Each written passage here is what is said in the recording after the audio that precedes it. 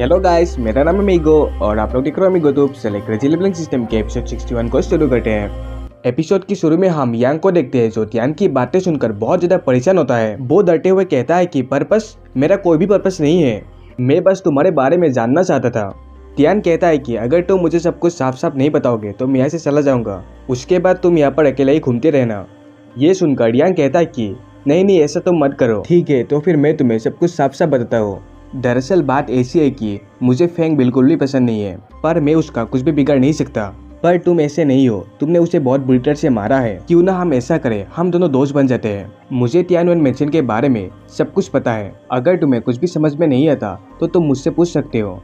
ये सुनकर तियान कहता है कि देखने में लगता है कि तुम इंक्वायरी करने में बहुत ज्यादा अच्छे हो। यांग हंसते हुए कहता है कि ये टैलेंट तो मुझ में बचपन से ही थी, तियानवन मेंशन में ऐसा कोई भी नहीं जो मेरे इस टैलेंट के बारे में नहीं जानता।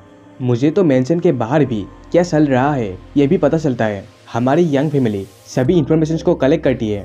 तियान कहता है कि यंग जीजियो और तुम्हारे बीच में क्या रिलेशनशिप है। यंग कहता है कि दरअसल वो मेरी सिस्टर है। फैंग मेरा ब्रदर इन लॉ बनने के लिए वर्दी नहीं है, पर फैंग फैमिली दिन ब दिन और भी ज्यादा पावरफुल हो रही है और हमारी फैमिली की रिलेशनशिप और भी ज्यादा खराब हो रही है। तुम उसे मेरी तरफ से भी मार सकते हो, पर तुम थोड़ा सा केयरफुल रहना, फैंग फैमिली तुम्हें ऐसे ही जाने नहीं देगी। तियानवन विलेन में बहुत सारे ऐसे लोग हैं जो फैंग फैमिली से बहुत ज्यादा फ्रेंडली है, वो सभी लोग तुम्हें टारगेट करेंगे। अगर ऐसा हुआ तो मैं तुम्हारी मदद नहीं कर सकता, मैं बस तुम्हें इन्फॉर्मेशन ला के दे सकता हूँ और कौन कौन तुमसे हेट करता है और कौन तुम पर अटैक करने वाला है, ये सब न्यूज में तुम्हें एडवांस में दे सकता हूँ। ये सुनकर तियान कैजुअली कहता है कि तुम इसके बारे में मत सोचो, मैं इन सब से खुद ब खुद निपट लूंगा। यंग कहता है कि तुम तो बहुत ज्यादा कॉन्फिडेंट हो। तियान कहता है कि तुमने सही कहा, वैसे एक बात बताना, इस मेंशन में किस जगह पर अच्छा टैलेंट मिल सकता है। यंग अपने फिंगर को पॉइंट करते हुए कहता है कि मेरे ख्याल से तुम्हें पगुदा में जाना होगा, उस टावर में सभी टैलेंट्स ट्रायल्स के लिए जाते हैं, क्या तुम उन सबको ढूंढकर उनके साथ डुएल करना चाहते हो। तियान कहता है कि मैं बस उनको एक बार देखना चाहता हूँ, अब मैं पगुदा के अंदर जाने वाला हूँ, क्या तुम मेरे साथ जाओगे। यंग शॉक होकर कहता है कि हाँ मैं भी जाऊँगा। इसी के साथ वो दोनों पगुदा में पहुंचते हैं। यांग कहता है कि इस पूरे हेवेनली सोल पगुदा में 5 फ्लोर है, तुम जितने हाई फ्लोर में जाओगे तुम्हें उतना ही ज्यादा स्पिरिचुअल पावर की जरूरत होगी।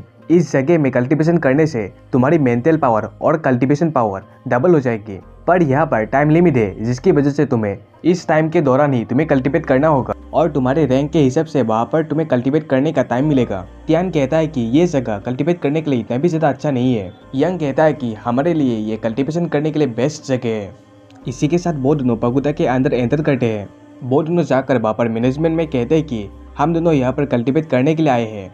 तियान के टोकन को देखकर वो कहता है कि तुम तियानुन हो ना, तुम वही हो ना जिसकी फाइट फैंग से हुआ था, तुमने तो यहाँ पर आते ही एक न्यू रिकॉर्ड बना दिया और तुम्हारी टैलेंट भी तो बहुत अच्छी है, ये तो सच में बहुत ज़्यादा इंटरेस्टिंग है। वैसे तुम कौन से फ्लोर में कल्टीवेट करना चाहते हो। तियान कहता है कि 5th फ्लोर। ये सुनकर वो दोनों बहुत ज़्यादा शॉक्ड हो जाते हैं। तभी वो ओल्ड पर्सन कहते हैं कि तुम्हारी एम्बिशन तो बहुत ज़्यादा हाई है, किसी ने भी आज से पहले सभी फ्लोर्स को स्किप करके डायरेक्ट 5th फ्लोर में जाने की हिम्मत नहीं की, तुम लास्ट फ्लोर में जाना चाहते हो। तुम श्योर तो हो ना, वहाँ पर बस टॉप 30 ही जाते हैं, अगर तुम स्पिरिचुअल पावर को हैंडल नहीं कर पाए तो तुम्हारी टाइम लिमिट वहाँ पर माइनस हो जाएगी। तियान कहता है कि डेकॉन जियांग आपके एडवाइस के लिए बहुत बहुत शुक्रिया, पर मैं बस 5th फ्लोर में ही जाना चाहता हूँ 10 डेज के लिए। ये सुनकर डेकॉन जियांग बहुत ज़्यादा शॉक्ड हो जाते हैं। वो कहते हैं कि क्या 10 डेज के लिए, क्या तुम ये सच में करना चाहते हो। बस टॉप 15 ही वहाँ पर 10 डेज तक कल्टीवेट करने के लायक है। तियान बिना किसी इमोशन के साथ कहता है कि मैं ये डेफिनेटली करना चाहता हूँ। डेकॉन जियांग कहते हैं कि ठीक है तो फिर मैं ये रिकॉर्ड में लिख लेता हूँ, तुम्हारे 10 डेज अब माइनस हो जाएंगे, तुम अब डायरेक्टली लास्ट फ्लोर में जा सकते हो। इसी के साथ वो तियान को एक टोकन देते हैं। वो कहते हैं कि ये एक तालिस्मान है, अगर तुम कल्टीवेशन के दौरान बेहोश हो गए तो ये तुम्हें टेलीपोर्ट कर देगा। तियान कहता है कि डेकॉन जियांग आपका बहुत बहुत शुक्रिया। यांग भी कहता है कि बॉस मेरे लिए भी रुको, बॉस आप तो बहुत ज़्यादा बहादुर हो, आप तो दायरे की लास्ट फ्लोर में जा रहे हो, आप तो सच में बहुत ज़्यादा कमाल के हो। बस टॉप 20 की कल्टीवेटर ही वहाँ पर कल्टीवेट करने के लिए जाते हैं। तियान कहता है कि मैं बस वहाँ पर जाकर देखना चाहता हूँ। यांग कहता है कि बॉस लास्ट फ्लोर में बस एक दिन कल्टीवेट करना ही बहुत ज़्यादा होता है, आपने आखिर इतने सारे दिन क्यों लिए हैं। अगर आप कल्टीवेशन के दौरान वहाँ पर फेंट हो गए और टेलीपोर्ट होकर यहाँ पर आ गए तो आपका बहुत ज़्यादा लॉस होगा। इसी के साथ हमारा सीन 5th फ्लोर में शिफ्ट होता है। तियान उस फ्लोर को देखते हुए कहता है कि अच्छा तो यही वो जगह है, यहाँ पर तो ज़्यादा लोग नहीं है। तियान के फ्लोर में एंटर करते ही वहाँ पर तियान को बहुत सारे एक्सपीरियंस पॉइंट मिलने लगते हैं। ये देखते हुए टियान सोचता है कि इस लेवल के मेंटल पावर के अटैक्स स्पिरिट रिफाइनमेंट के कल्टिवेटर्स के लिए बहुत ज्यादा सुइटेबल है। यहाँ पर तो कोई एक्सप्लोसिव इफेक्ट भी नहीं है। देखने में लगता है कि मुझे क्रेजी मोड को एक्टिव करने की जरूरत नहीं है। हम देखते हैं कि टियान को बहुत सारे एक्सपीरियंस पॉइंट मिलने लगते हैं। टियान को ऐसे देखकर यंग कहता है कि ये तो बहुत ज्यादा कैजुअल है। देखने में लगता है कि बॉस को कुछ फर्क ही नहीं पड़ रहा। टियान डिवाइन स्टोन को देखते हुए कहता है कि ये डिवाइन पैटर्न तो बहुत ज्यादा खूबसूरत है। अगर ऐसा डिवाइन पैटर्न हम अपने एंशिएंट रूइंस में भी इस्तेमाल करें तब वहाँ पर भी कल्टिवेट करने के लिए एक अच्छी जगह होगी। जो डिसिपल्स डिवाइन पैटर्न कल्टिवेट करते हैं उनके लिए बहुत ज़्यादा अच्छा होगा। तभी जी टियान को देख लेती है। वो कहती है कि आखिर तुम इसके अंदर कैसे आए। वो टियान से कहती है कि ये प्लेस तुम्हारे लिए बहुत ज़्यादा स्ट्रेसफुल है। टियान कहता है कि मुझे कुछ भी प्रेशर फील नहीं हो रहा, मैं यहाँ पर शांति से कल्टिवेट कर सकता हूँ। जीजियो कहती है कि तुम्हें इतना ज़्यादा बहादुर बनने की ज़रूरत नहीं है, तुम मेरे पास बैठो, मैं तुम्हें प्रोटेक्ट कर लूँगी। टियान कहता है कि ठीक है। टियान को लास्ट फ्लोर में कल्टिवेट करते देख सभी लोग कहते हैं कि ये न्यू कोमर तो बहुत ज़्यादा कमाल का है। इस बंदे में तो सच में बहुत ज़्यादा दम है। उसने डायरेक्ट ही लास्ट फ्लोर में कल्टिवेट करने की हिम्मत की है। मैं बेट लगा सकता हूँ कि ये एक दिन से ज़्यादा नहीं टिक पाएगा। तभी एक बंदा पीछे से आता है और सबको धक्का देकर कहता है कि मेरे रास्ते से हटो। वो लड़का टियान की तरफ इशारा करते हुए कहता है कि बॉस जिया इसी बच्चे ने फैंग को मारा था। तभी हम वहाँ पर एक तगड़े से डिसिपल को देखते हैं जो बॉस जिया होता है। वो कहता है कि मैं उससे मिलकर आता हूँ। तकले को देखकर यंग सोचता है कि ये तो जिया पिंग है। बॉस चिल्लाकर टियान से कहता है कि बॉस कोई आपके पास आ रहा है आपसे पंगा लेने के लिए। ये देखकर बॉस जिया का फॉलोअर गुस्से से कहता है कि यंग क्या तुम हमारे साथ फाइट करना चाहते हो। यंग डरते हुए कहता है कि मैंने आखिर क्या किया, मैंने बस रैंडमली सिलाया है, क्या इसमें कुछ प्रॉब्लम है। बॉस जिया टियान के पास जाकर कहता है कि बच्चे ये जगह मेरी है, तुम ऐसे हटो। टियान कहता है कि क्या तुम्हारे मास्टर ने सिखाया नहीं दूसरों से कैसे बिहेव करते हैं। दूसरों को कल्टिवेट करते टाइम डिस्टर्ब देना उनके पैसे को चुराने की तरह ही होता है।